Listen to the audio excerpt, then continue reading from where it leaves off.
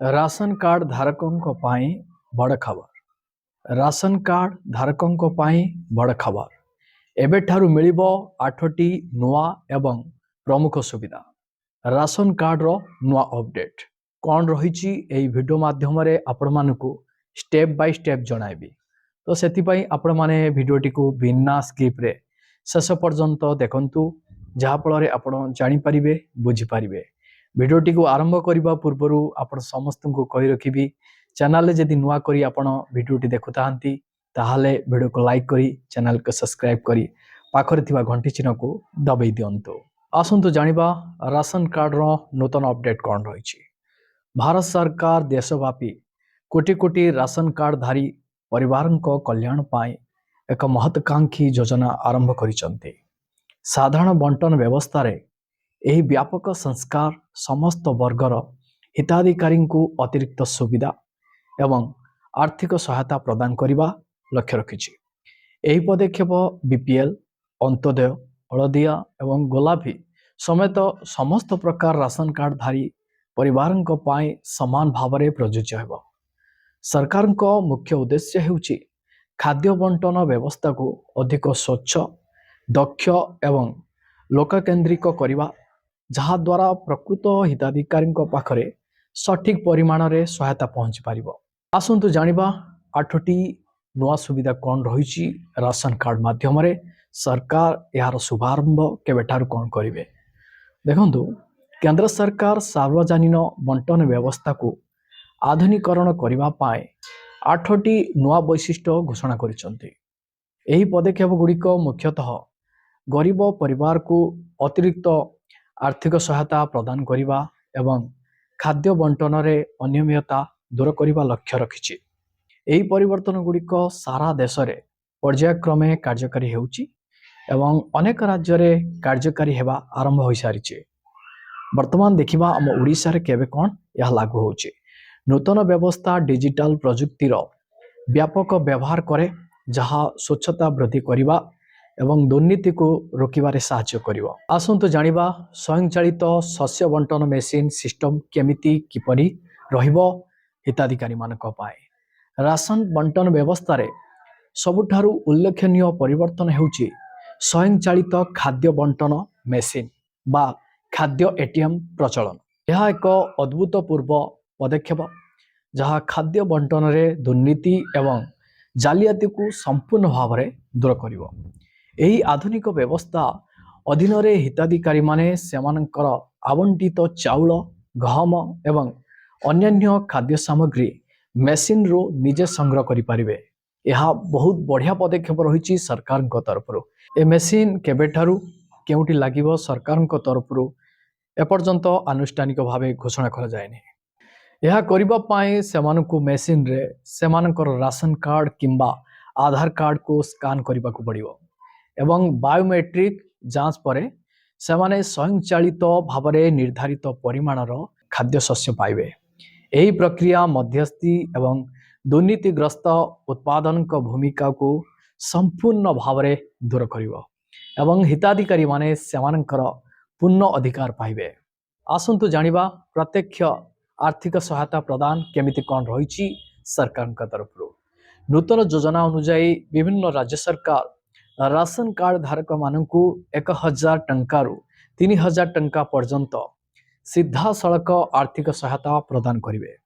एही राशि सीधा सड़क हिताधिकारी बैंक अकाउंट को स्थानांतरित हेब, जहा फल प्रक्रिया सारा देश में स्वच्छता सुनिश्चित हेब। एही नगद सहायतार केंद्रीय उद्देश्य हेउछि गरीब परिवार जीवन धारण मान को वृद्धि करने एवं सेमानकु दैनंदिन आवश्यकता पाई आर्थिक सहायता जोगाइबा। एही राशि आर्थिक असुविधार सम्मुखीन हेउथिबा परिवार गुड़िक पाई विशेष लाभदायक हेब। राज्य सरकार को बजेट एवं नीतिगत निष्पत्ति उपरे निर्भर करी एही परिमाण राज्य अनुसार भिन्न होई पारे, विभिन्न राज्य रे भिन्न भिन्न होई पारे। ता सहित राशन कार्ड को नहीं ई-केवाईसी अपडेट मध्य करा जायछि। मागणा राशन पाई ई-केवाईसी प्रक्रिया आरंभ हो जायछि।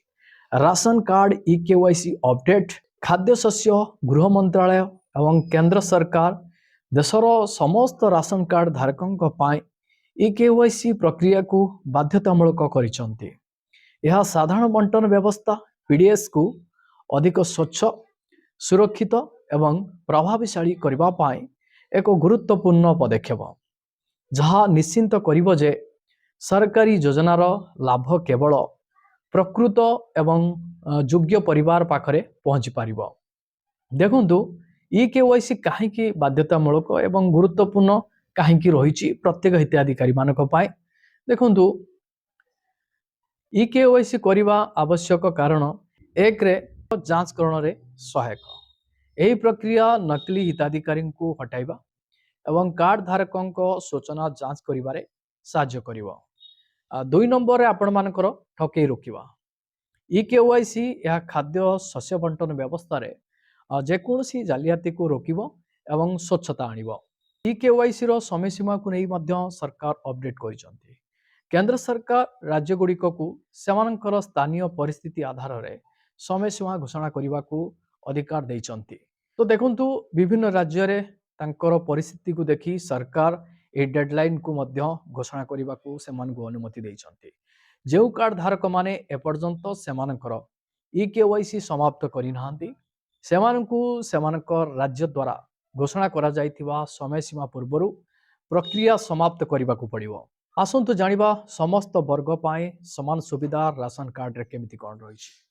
एही नूतन अपडेट रो सबुठारु उल्लेखनीय वैशिष्ट्य हेउछि यह समस्त राशन कार्ड धारकों पाए समान भाव में प्रযোज्य। आपण मानकर बीपीएल कार्ड, अंत्योदय कार्ड आउ हलदिया कार्ड किंबा गोलापी कार्ड थाउना कहीं समस्ते एही नूतन सुविधारु उपकृत हेबे। पूर्वरु प्रायतः एपरि हेउथला जे किछि योजना केवल गोटे किंबा दुईटी कार्ड धारकों पाई उपलब्ध थिला। तथापि सरकार वर्तमान निश्चिंत करिसंती जे समस्त योग्य परिवार रो कौनसी भेदभाव बिना समस्त सुविधा पाई परिबे। एही पदक्षेप सामाजिक न्याय एवं समानता दिगरे एक गुरुत्वपूर्ण सफलता। आसंतु जानिबा नूतन व्यवस्थार दीर्घकालीन प्रभाव केमिति हिताधिकारी मानक उपरे रहिछि। एही नूतन परिवर्तन गुड़िकर दीर्घकालीन फलाफल अंततः सकारात्मक हेब। एक स्वच्छ बंटन व्यवस्था, हिताधिकारी मानकु सेमानकर पूर्ण अधिकार पाइबा एवं सरकारी संबलर उपयुक्त व्यवहार रे सुनिश्चित करिबा, खाद्य एटीएम भली प्रजुक्ति विद्या दुर्नीति को ह्रास करिबो एवं हिताधिकारी मानकु कहा उपरे निर्भर करिबा को पड़िबो नाही बोली निश्चिंत करिबो।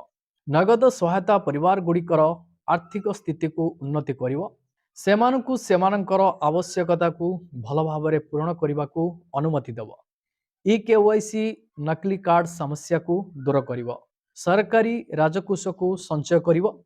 सामग्रिक भाव में यह व्यवस्था गरीब एवं अभावी परिवार जीवन को उल्लेखनीय भाव में उन्नति करिबो।